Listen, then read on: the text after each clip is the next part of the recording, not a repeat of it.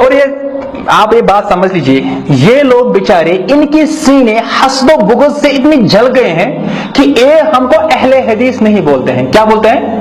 غیر مقلد۔ حالانکہ ہم نے جب یہ بات سمجھائی تھی کبھی کسی وقت میں، اور ہمارے علماء نے بھی کہی تھی، کہا تھا کہ غیر مقلد نہ کہا کرو۔ اب ان کی قسمیں ہو سکتی ہیں۔ اب ایک اہل حدیث بھی غیر مقلد ہو سکتا ہے جو تقلید نہیں کرتا۔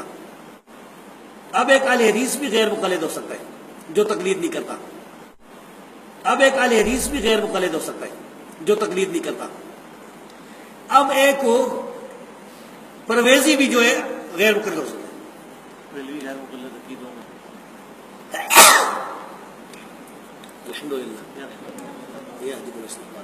ایک منکر حدیث غیر مقلد ہو سکتا ہے، وہ کہتا ہے میں نہیں تقلید کرتا کسی کی، بھائی نہ میں حدیث کو مانتا ہوں نہ اور کسی کو۔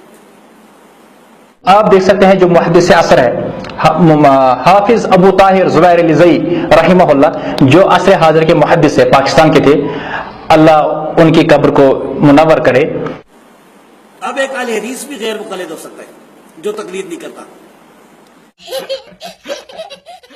سوال ہے کہ مقلد حضرات اہل حدیث حضرات کو غیر مقلد کہتے ہیں، برائے کرم قرآن و حدیث کی روشنی میں جواب دیں۔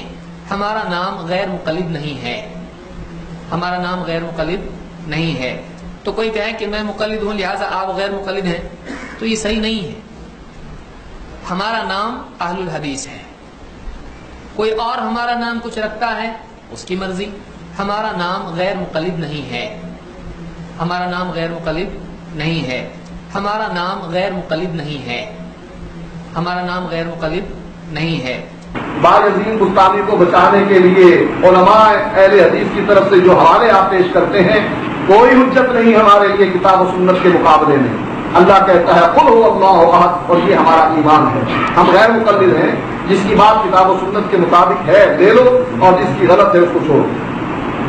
ہمارا نام غیر مقلد نہیں ہے، ہم غیر مقلد ہیں، ہمارا نام غیر مقلد نہیں ہے، ہم غیر مقلد ہیں، ہمارا نام غیر مقلد نہیں ہے، ہم غیر مقلد ہیں، ہمارا نام غیر مقلد نہیں ہے۔